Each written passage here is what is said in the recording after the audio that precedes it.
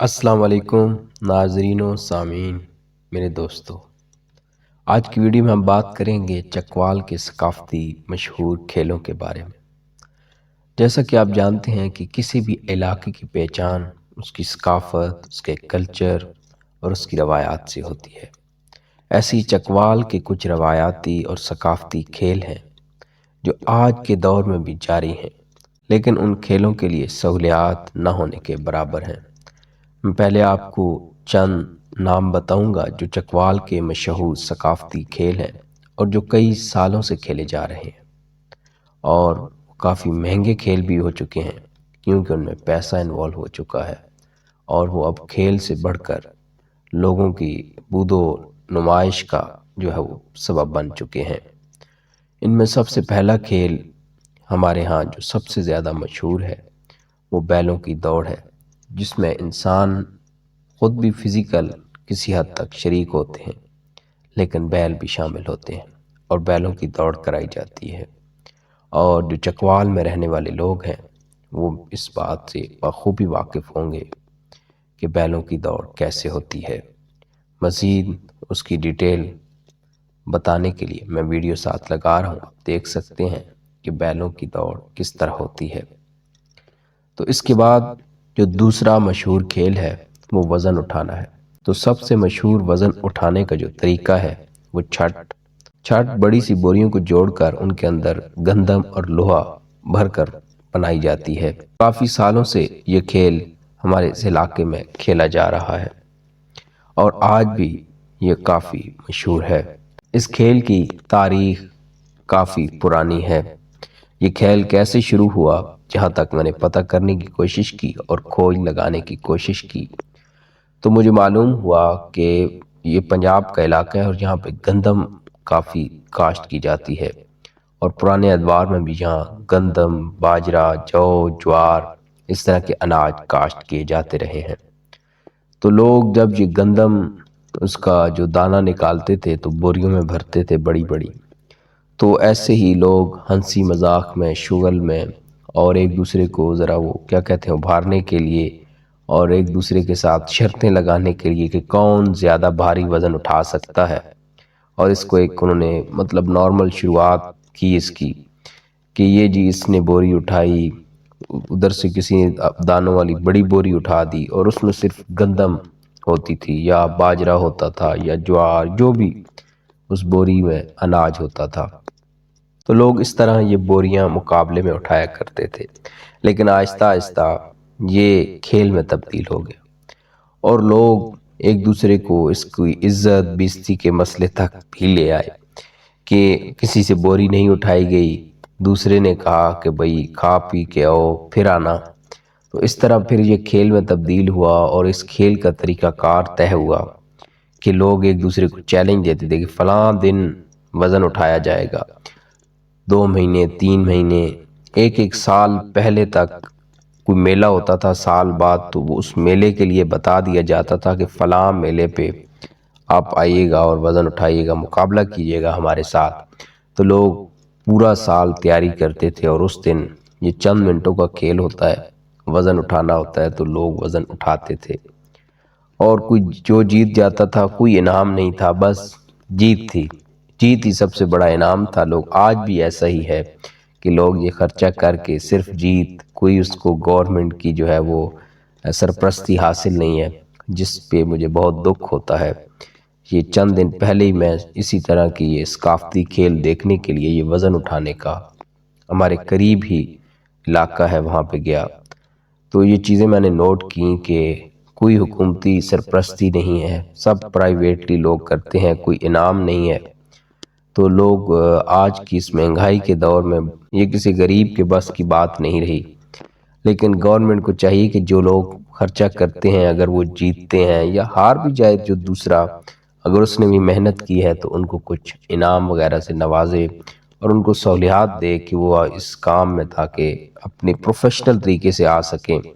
لوگ مزدوریاں کر کے، پیٹ کاٹ کے، اپنے بچوں کا اور اس خود پہ لگا کے تیاریاں کرتے ہیں وزن اٹھانے کے لیے، لیکن ان کو کیا ملتا ہے؟ کچھ بھی نہیں، سوائے یہ جیت اور شہرت، کہ کوئی وہ ان کا پرسان حال نہیں ہوتا۔ کافی مشہور لوگ اس علاقے کے ہو گزرے ہیں جو یہ کھیل کھیلا کرتے تھے، وزن اٹھایا کرتے تھے، لیکن آج ان کا کوئی پرسان حال نہیں ہے۔ تو یہ گورنمنٹ کی نگرانی میں اس کھیل کو آنا چاہیے اور اس کو برقرار رہنا چاہیے۔ یہ ویڈیو بنانے کا مقصد ہی یہی ہے کہ ہمارے یہ ثقافتی کھیل زندہ رہیں، ان کو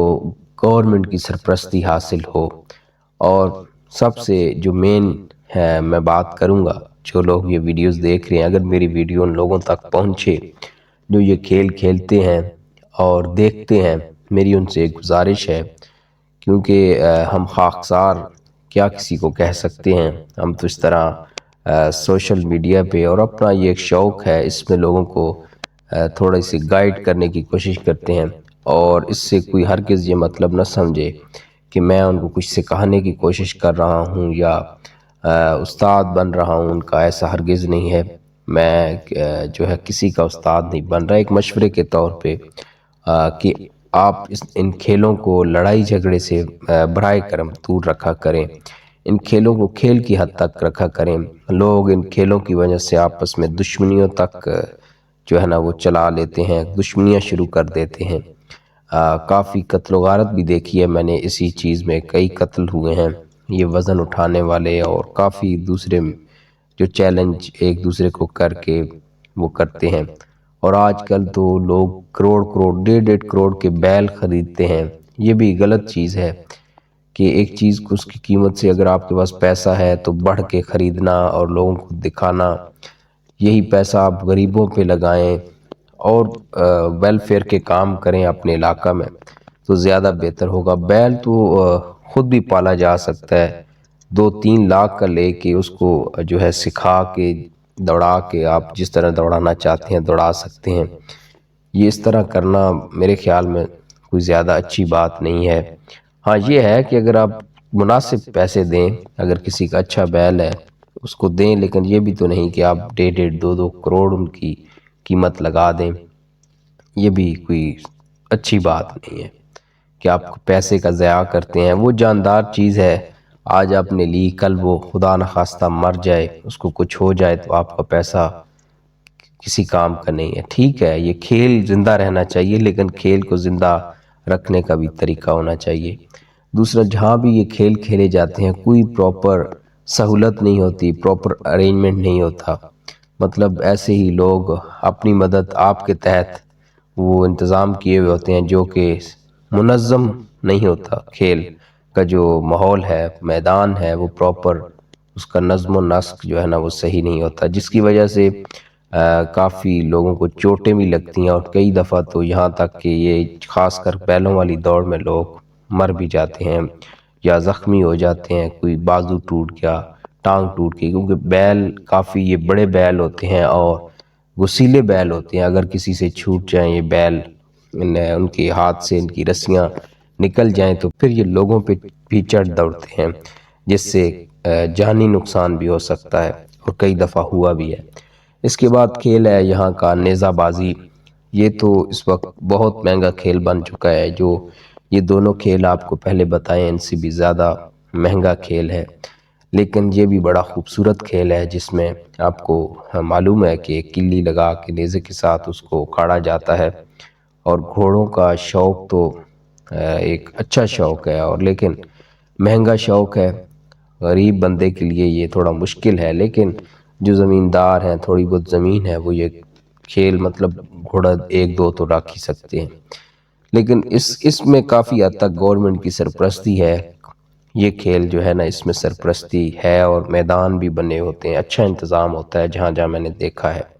لیکن باقی جو پچھلے 2 کھیل بتائے ان میں کسی قسم کا انتظام نہیں ہوتا۔ اس کے علاوہ کھیل تھا ہمارے اس علاقے کا ثقافتی کھیل، پرانا کھیل کبڈی، اور سب سے جو خطرناک ترین حالت ہو چکی ہے وہ اس کھیل کی ہے، کبڈی کی۔ کبڈی یہ جو آج کل کھیلی جاتی ہے، یہ میں نے بڑے بزرگوں سے پوچھنے کی کوشش کی جو 80-90 سال یا اس سے زیادہ عمر کے تھے، جو کبڈی کھیلتے رہے ہیں یا دیکھتے رہے ہیں، کہ یہ جو کبڈی ہے اس کا کوئی کبڈی سے تعلق ہے جو آپ کھیلتے تھے یا آپ کے جو بچپن میں ہوتی تھی۔ تو وہ اس کو ماننے سے بالکل انکاری ہیں کہ یہ کھیل جو آج کل کھیلا جا رہا ہے یہ کبڈی ہے۔ وہ کہتے ہیں یہ کبڈی نہیں ہے، اس کھیل کو کوئی اور آپ نام دے لیں، یہ کبڈی نہیں ہے، اس کو چپیڑ کھیل کہہ لیں یا اس طرح کا کوئی نام دے لیں، چنڈ مکہ کہہ لیں، لیکن یہ کبڈی نہیں ہو سکتی۔ تو میں نے ان سے وجہ جاننے کی کوشش کی تو انہوں نے بتایا کہ کبڈی اس طرح ہوتی تھی کہ ایک بندہ ہوتا تھا، 3-4 وہ ہوتے تھے اس کو روکنے کی، ایک کو ٹچ کر کے بھاگنا ہوتا تھا، پھر وہ ایک اس کو پکڑتا تھا، اس میں کوئی کسی قسم کا جو ہے نا وہ فزیکلی ایک دوسرے کو مارنا، مکے یا چپیڑیں یہ نہیں ہوتا تھا، زور آزمائی ہوتی تھی اور دوڑ کا جو ہے نا وہ مقابلہ ہوتا تھا کہ کون پیچھے سے دوڑ کے اس کو پکڑ سکتا ہے یا دو پہ چھڑوا کے بھاگ جاتا تھا بندہ۔ باقی یہ چپیڑیں اور یہ مکے یہ نہیں ہوتے تھے۔ تو جو وہ لوگ ہیں وہ بڑے اس سے دل برداشتہ ہیں کہ یہ کبڈی کی کیا حالت ہو چکی ہے، اور میری بھی یہ درخواست ہے جو لوگ شائقین ہیں وہ بھی چپیڑیں دیکھنا، یہ کوئی چپیڑوں والا کھیل آپ کو پتہ ہے، آپ خود بھی کبھی انسان کی لڑائی ہو جاتی ہے، ویسے لڑائی تو بہت ہی بری چیز ہے کہ جس نے پہلے ہاتھ اٹھا لیا اور اس نے جلدی جلدی لگانا شروع کر دی، بس پھر اگلے بندے کو کب موقع ملتا ہے چپیڑیں مارنے کا۔ تو ایسے ہی کبڈی ہو رہی ہے کہ جس کا ہاتھ چل گیا اس کا چل گیا، یہ کوئی کھیل تو نہ ہوا نا، یہ تو تذلیل ہے، انسانیت کی تذلیل ہے، اور ہمارے مذہب اسلام میں بھی منع ہے کسی کے منہ پہ مارنا۔ ہمارے نبی کریم صلی اللہ علیہ وآلہ وسلم نے بھی منہ پہ، بچوں پہ، کسی کے بھی منہ پہ مارنے سے سخت منع کیا ہے۔ اللہ ہمارا حامی و ناصر ہو اور اللہ ہمیں ہدایت دے کہ ہم ان کھیلوں کو کھیل سمجھیں اور اچھے طریقے سے رہیں۔ میرے اس چینل کو سبسکرائب کر دیں، ویڈیو کو لائک اور شیئر کر دیں۔ اللہ حافظ۔